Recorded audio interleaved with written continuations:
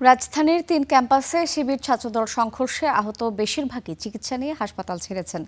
এর মধ্যে আছেন আলিয়া মাদ্রাসার অধ্যক্ষ মাহমুদ ওবায়দুল হকও। তবে এখনও ইসলামী ব্যাংক সেন্ট্রাল হাসপাতালে চিকিৎসাধীন যকসুর জিএস আব্দুল আলিম আরিফ। মঙ্গলবার হামলা, পাল্টা হামলা ও সংঘর্ষের ঘটনায় উত্তপ্ত ঢাকার ৩টি শিক্ষা প্রতিষ্ঠান। জগন্নাথ বিশ্ববিদ্যালয়, ঢাকা কলেজ, আলিয়া মাদ্রাসা ক্যাম্পাসে ছাত্রদল, ছাত্র শিবির ও ছাত্র শক্তির মধ্যে সেই ধাওয়া পাল্টা ধাওয়ায় আহত শতাধিক।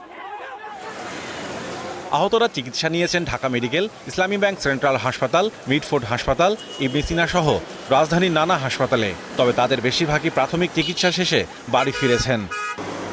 তবে জগন্নাথ বিশ্ববিদ্যালয় কেন্দ্রীয় ছাত্র সংসদ যকসুর জিএস মাথায় আঘাত পেয়ে এখনও চিকিৎসাধীন ইসলামী ব্যাংক সেন্ট্রাল হাসপাতালে। বহিরাগত অছাত্র আদু ভাইদের আগ্রাসী মনোভাবের এবং তাদের সন্ত্রাসী কর্মকাণ্ডে নিরস্ত্র শিক্ষার্থীদের উপর তারা যে হামলা করেছে, নির্বাচিত প্রতিনিধিদের উপর হামলা করেছে। ডক্টর হচ্ছে একেবারেই ফুল রেস্ট দিয়েছে। একটু আগে আমার সিটি স্ক্যান করা হয়েছে। সর্বসাকুল্যে স্যালাইন, নর্মাল স্যালাইন দিচ্ছে, এটা শেষ হয়নি, এবং ব্যথানাশক সহ অ্যান্টিবায়োটিক চলমান আছে। সংঘর্ষের আহতদের নেওয়া হয় ঢাকা মেডিকেলেও, তবে আঘাত গুরুতর নয় বলে তারাও ফিরেছেন বাসায়।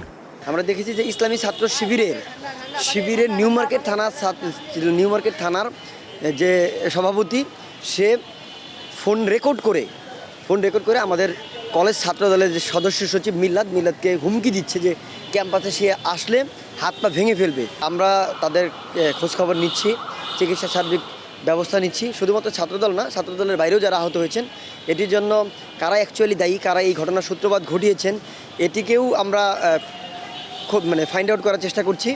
আমরা যে এখানে অপরাধী হবে, যে এই পরিস্থিতিকে উদ্বুদ্ধ করার চেষ্টা করেছে, এদেরকে আমরা শনাক্ত করার চেষ্টা করছি। এদিকে আলিয়া মাদ্রাসায় ছাত্রদল ছাত্র শিবির সংঘর্ষে গুরুতর আহত হয়েছেন অধ্যক্ষ মাহমুদ ওবায়দুল হক। প্রয়োজনীয় চিকিৎসা শেষে তিনি অবস্থান করছেন নিজ বাসাতেই। Mahmudul Hasan, star news, Dhaka.